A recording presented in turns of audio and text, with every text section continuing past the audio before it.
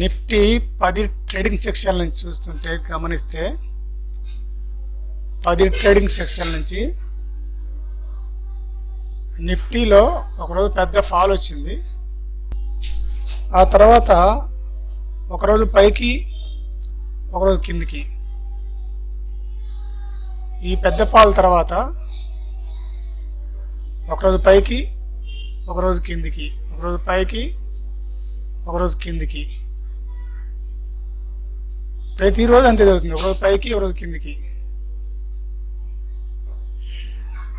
10 days నుంచి rally మాత్రం up సైడే, ట్రెండ్ అప్ సైడే ఉంది. అప్ అండ్ డౌన్ చేస్తుంది, చూసినారా?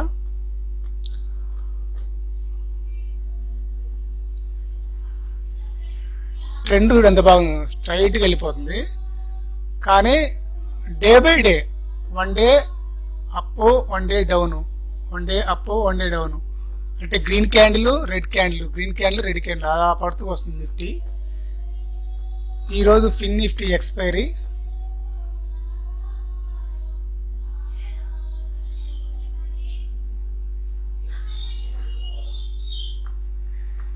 ఫిన్ నిఫ్టీ మాత్రం, ఫిన్ నిఫ్టీ బ్యాంక్ నిఫ్టీ ఒక ట్రెండ్లో పోవడం లేదు.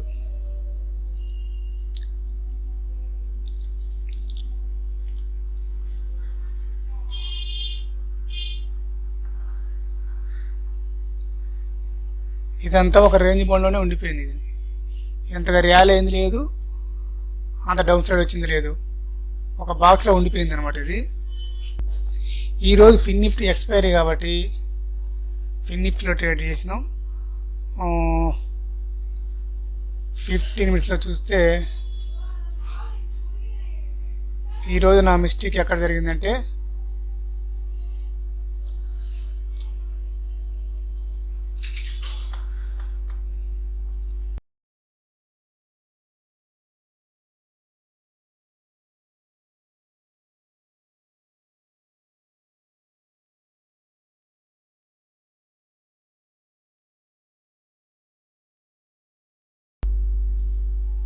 ఇక్కడ పుట్టు బై చేశాను,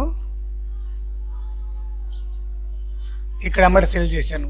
ఈ గ్యాప్లో 2000 వచ్చింది ప్రాఫిట్. ఓకే, ఎగ్జిట్ అయిపోయాను. ఈ ర్యాలీ చూసి ఫస్ట్ నేను డౌన్ సైడ్ వెళ్ళిద్దాం అనుకున్నాను, కానీ ఆల్రెడీ ఇది బాటంలో ఉందన్నమాట. ఫిన్ నిఫ్టీ బ్యాంక్ నిఫ్టీ అనేది బాటంలో ఉన్నాయి. ఇవి ఇంకా అంతకంటే ఎక్కువ పడిపోవడానికి ఛాన్స్ లేదు, ఏదో పెద్ద ర్యాలీ వస్తుంది తప్ప. ఈరోజు ఫిన్ నిఫ్టీ ఒక ఫ్రాడ్ బ్రేక్అవుట్ ఇచ్చింది అనమాట. ఈ బ్రేక్అవుట్ అనేది నేను ఇది క్రాస్ చేస్తే 20,350, 20,330 బ్రేక్ చేస్తే నేను పుట్టు పై చేద్దామని ఉన్నాను అనమాట. ఇక్కడ అది కొంచెం ఫాస్ట్గా వచ్చేసింది. ఇంకా మళ్ళీ ఇక్కడ వరకు వెళ్ళిపోయి దాదాపు 20,300 దాకా కిందకి వెళ్ళి మళ్ళీ పైకి వచ్చింది. ఇక్కడ దాకా పైకి వచ్చేసరికి నేను రీటెస్ట్ చేసి కిందికి వెళ్ళిద్దని చెప్పేసి నేను ఇక్కడ మళ్ళీ పుట్టుపై చేశాను అనమాట. ఇక్కడ రీటెస్ట్ చేసి మళ్ళీ కిందికి వెళ్ళిద్దని చెప్పేసి ఇక్కడ నేను పుట్టుపై చేయడం జరిగింది. కానీ అది ఆగకుండా పైకి వెళ్ళిపోయింది. పైకి వెళ్ళిపోవటం వల్ల ఇక్కడ 4,000 లాస్ అయింది. 2,000 ప్రాఫిట్ పోయి 4,000 లాస్ వచ్చింది అనమాట.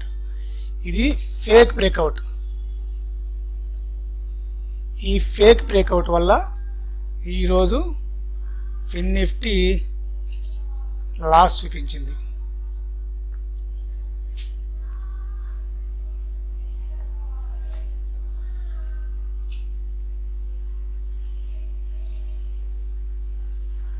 మార్కెట్ ఎక్స్పైరీ ఏదైతే అది ఎక్కువసేపు ఆల్టింగ్ చేస్తుంది అనమాట. అక్కడక్కడ రేంజ్ బుల్ ఉండిపోద్ది. దీనికి రేంజ్ బుల్ ఉండిపోవడానికి కారణం ఏంటంటే సెల్లర్స్ ఎక్కువ స్ట్రాంగిల్ వేస్తారు అనమాట ఇక్కడ. అందుకని అది ఈ ఏరియాలోనే ఉండిపోవడానికి ఎక్కువ ఛాన్సెస్ ఉంటాయి.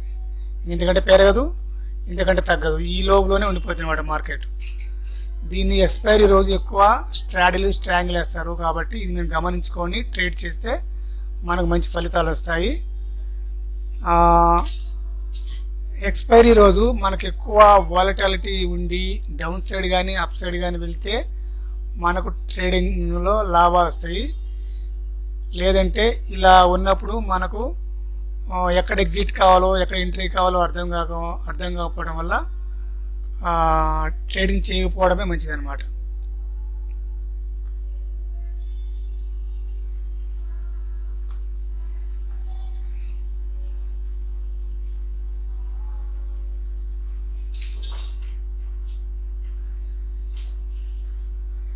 ఈ లాస్ రావడం వల్లే ఇక్కడ మళ్ళీ నేను కొంచెం ఓవర్ ట్రేడింగ్ చేశాను అనమాట. మనకు ఎప్పుడైతే లాస్ వస్తుందో దానివల్ల మనం రికవర్ చేసుకోవాలని చూసి ఓవర్ ట్రేడింగ్ చేస్తాం. ఈ ఓవర్ ట్రేడింగ్ వల్లే మైండ్ అనేది సరిగా కంట్రోల్లో ఉండదన్నమాట. మనకు వచ్చిన ప్రాఫిట్లను కూడా మనం నిలకడ ఉంచుకోలేకుండా ఇక్కడి నుంచి కిందికి వచ్చిద్దేమో, ఇక్కడి నుంచి పైకి పోయిద్దేమో అనే మైండ్ సెట్తో మనం లాస్ రికవరీ చేయడం కోసమే మనం చేసే ట్రేడ్ వల్ల నష్టం జరుగుతుంది అనమాట. ఈ లాస్ రికవరీ అనేది మర్చిపోతే మనకు నష్టం అనేది జరిగే ప్రాబబిలిటీ తక్కువగా ఉంటుంది. ఇది గుర్తుపెట్టుకొని ట్రేడ్ చేయాలి. ఈరోజు నేను చేసిన పెద్ద తప్పు ఏంటంటే ఈ ఫేక్ బ్రేక్అవుట్ వల్ల ఈరోజు నష్టం జరిగింది. ఇంత పెద్ద క్యాండిల్ వచ్చి మళ్ళీ ఇంత చివరికి పైకి పోయిద్దని నేను అనుకోలేదు. నేను స్టాప్ లాస్ కూడా ఇక్కడే పెట్టుకున్నాను. స్టాప్ లాస్ అనేది తక్కువగానే పెట్టుకుంటే కొంచెం మనకు ఉదయం ప్రాఫిట్ పోయినా జీరో ఉండేది, లాస్ అనేది వచ్చేది కాదనమాట. స్టాప్ లాస్ ఇక్కడ వరకు పెట్టుకోవడం వల్ల ఇక్కడికి వచ్చి తీసేసాను.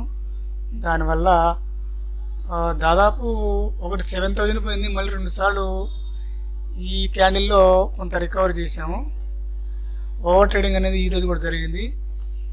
ఇది ఎట్లా ఉంటుందంటే ఒకసారి మనీ పోవడం మొదలుపెట్టిందంటే ఇంకా పోవడానికి ఎక్కువ ఛాన్సెస్ కనపడుతున్నాయి అనమాట. దాన్ని మనం కంట్రోల్ చేసుకుంటేనే మనం మార్కెట్ నిలబడగలం. 90% నష్టపోవడానికి కారణం నాలాంటి వాళ్ళు బయర్స్ బిగినర్స్ ఉంటారు కాబట్టి ఇది చెప్తున్నాను.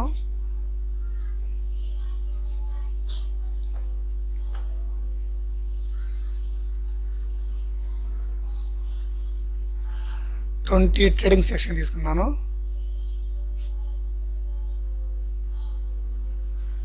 20 ట్రేడింగ్ చేసే ఈరోజు నేను మామూలుగా 2-3 చేసి పక్క పోవాల్సింది ఎమోషన్స్ వల్ల 20 ట్రేడింగ్స్ తీసుకున్నాను అనమాట. అంటే 10 ట్రేడింగ్స్ బై చేసినమాట సేల్ చేయాల్సిందే కాబట్టి వాటితో కలిపి 20 అనమాట. 10 ట్రేడింగ్ సెక్షన్స్ మొత్తం.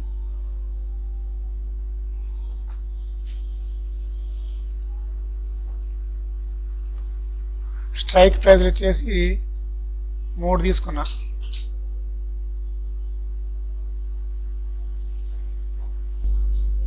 ఆర్డర్స్ పొజిషన్స్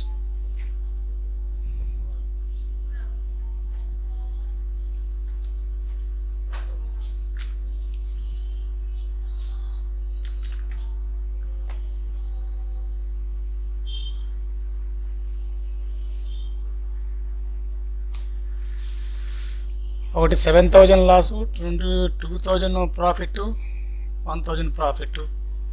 టోటల్ లాస్ వచ్చేసి